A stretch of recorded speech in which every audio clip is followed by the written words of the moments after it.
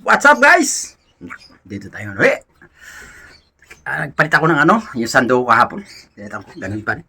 Init. Kasi nagpalit ako ng t-shirt. Namili ako. Kasi tayo sa ating Every. Grabe. Ayan Winalay na natin guys yung mga inakay. Winalay na natin. Mamaya papakita ko sa inyo. Pinunta ko kahapon yung cage. Wala pa. Ewan ko mamaya kung nandyan na. Mahangin din stars. Kahit mainit ang yero, yung mga bubong, mahangin pa rin.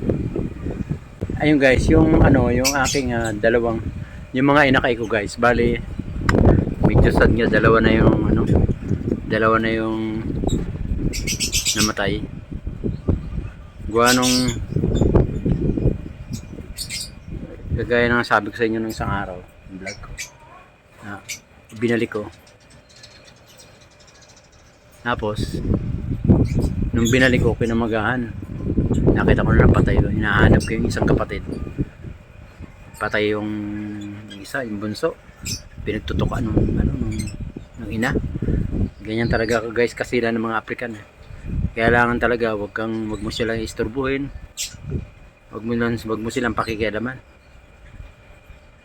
Medyo sad nga lang, malungkot, pero okay lang.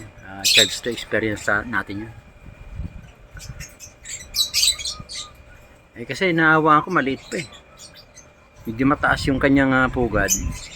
Siyempre pag itinulak hindi na makakabalik but sana kagaya ng mga ibang ibang ibon, tutukain nila rito yan tapos ilalagay dun sa butas. Mga African bird hindi abayaan nila yan dyan sa lapag. Inaalala ko baka hindi makakain, hindi subuan, kaya ang ginawa ko, pinasok ko doon sa butas. Kaso problema, kanina meron na naman. Ito guys, pakita ko sa inyo. Bibili tayo ngayon ng panghampid. Alis tayo. Yung inakay na isa na binaba, hindi ko na binalik. Ito kinuha ako, nilagay ko dito. Hampid ko guys. Tapos pati yung mga inakay na iba, yung dalawa, yung iba maliliit pa, hindi pa kinukuha. Yung dalawa na tumutuka na, hiniwalay ko na guys. Gaganda Let's go, tara na.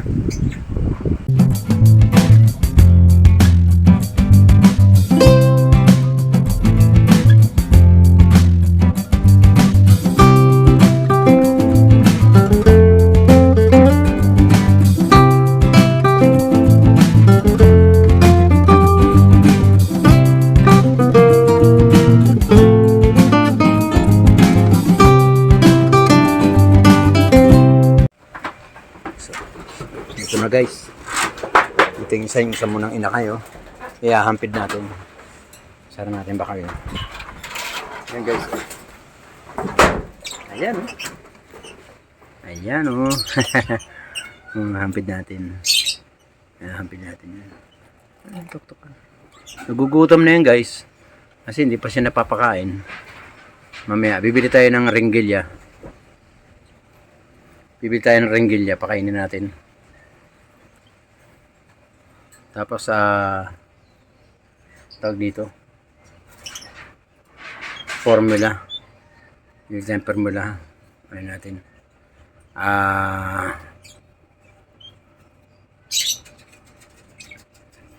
pakainin natin guys mamaya. Tapos guys, yung dalawa guys andito ayun ayun guys ayun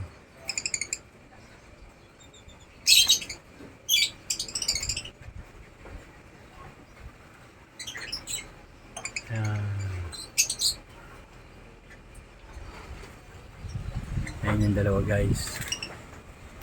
Ayun, lakas na lumipad yung dalawa pa lang yan.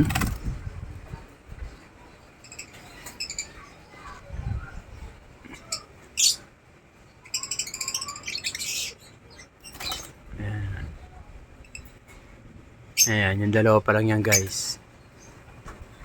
Ayan, yung dalawang inakayan. So, winalay na natin kasi marunong na sila kumain. Ganda ng mukha guys. So, kita mo. Power blue, tsaka blue. Power blue opaline. Kasa blue opaline. Yung kapatid ng blue opaline, maganda rin guys. Nandito. Pakita natin. Pwede na rin natin kunin yan. Bukas-bukas, kunin na natin. Nandito guys eh. Inaalala ko baka patayin eh. Ayan oh. Pwede na siguro. Yan, pwede na sigurong kunin. Parehas blue no. Yun ang kapatid ng Parblo. Ayan. Yun ang kapatid ng Parblo guys. Tapos ng isa na to, titingnan natin kung mayroon na naman silang ano, itlog. Nako, naglilimlim na naman tong isa. Mag-iitlog na naman yan guys. Tapos ito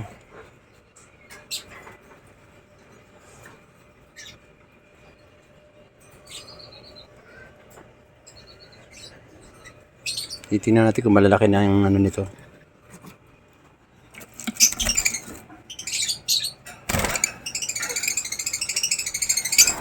Ayan guys, malalaki na oh.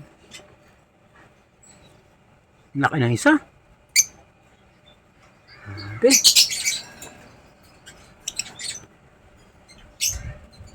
Laki ng isa.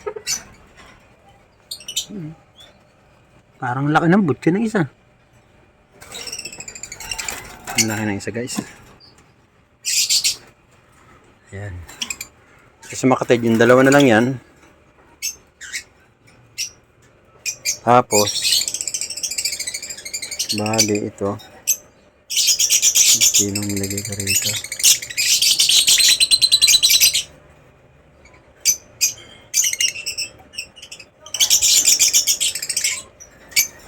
So, mabilis lumaki.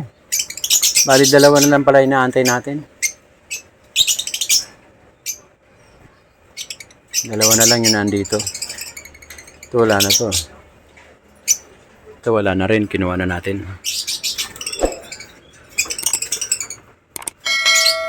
Ito. Still. Yan. Bali yung iba may mga itlog na. So, yun na nantay natin yung anak ng yellow balls, opaline, saka ng blue opaline. The next, ito may egg. May egg siya nga 4. Ito 2. Ayun 3. So, ito yung mga bago natin guys. Oh. Yan yung mga bago natin parisan. Yan pa.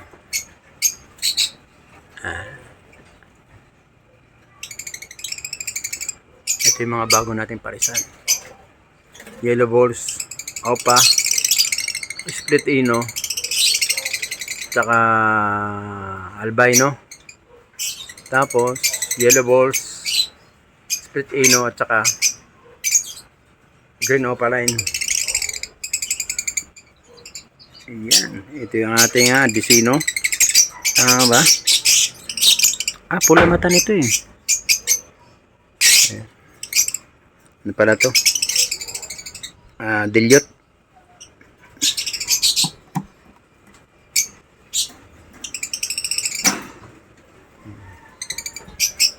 Sa makatuwid. Oh, yun na naman yung ano. Basta naman. Gantay ka. Dito ka lang. Ikukulong kita rin sa ano mo. Guys, iwanan ko muna kayo. At bibili tayo ng panghampid. Para ihampid natin to. Tapos ilalagay natin siya rito. Para hindi siya madisgrasya. Total, mga ano pa naman yun, mga inakay pa naman din. Siguro naman hindi niya papatayin yan. Hahampid din natin to, right? Bili tayo ng formula at saka hampiding. Kailangan natin talaga. Sa mga lahat ng mag-every, kailangan meron talaga pang hampid eh. Kagaya niya, mga nalidisgrasya. Bigla na tinutulak. Tapos pag binalik mo, guys, dalawang namatay sa akin guys eh. Gawa nung ganun ginagawa. Tinulak. Ayaw na ng ano. Tinulak na nila. Ayaw na nila ng pakainin na. So, disgrasya yung dalawa. Ang ganda pa naman na disgrasya. Puro parblo. Dalawang parblo guys ang nadisgrasya, patay. Kasi nga, sa ginawa ko, binabalik ko doon. Nilalaglag nila at binabalik. Yung kahapon, ay yung kung natatandaan nyo, yung binigay ko doon sa kapitbahay namin. Pangalawang balik ko na, tapos ng pangatlo, hindi ko na binalik kasi papatayin eh. Kasi kagaya sa akin na nangyari sa akin mga nakarang araw, na hindi ko naman binilag, dalawang namatay sa atin, kasama ng mga inakay, malalaki na sana, puro ganyan na oh, mga ganyan na sana, dapat kalalaki yun, eh wala eh, dapat ngayon pag tinulak na talaga, kunin na natin, hampid na natin, tulungan na natin pakainin. So magtsatsaga tayo guys, ganun ang gagawin natin.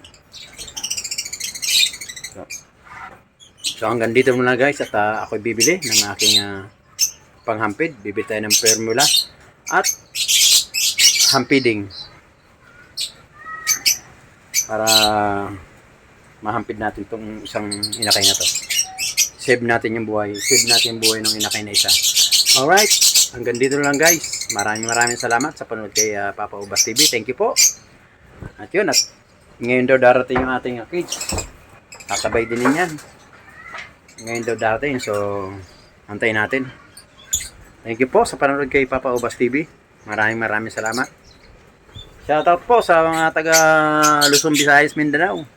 Ingat pa tayo, masyado mainit. Ugaliin po magbaon ng tubig. Laging minom tayo ng tubig kasi sobrang init talaga, grabe. Ako, nakatayo ko lang ganyan, tumatagak-tak ang pawis mo. Thank you po. Mag-ingat po lahat. Bye-bye. Okay, thank you.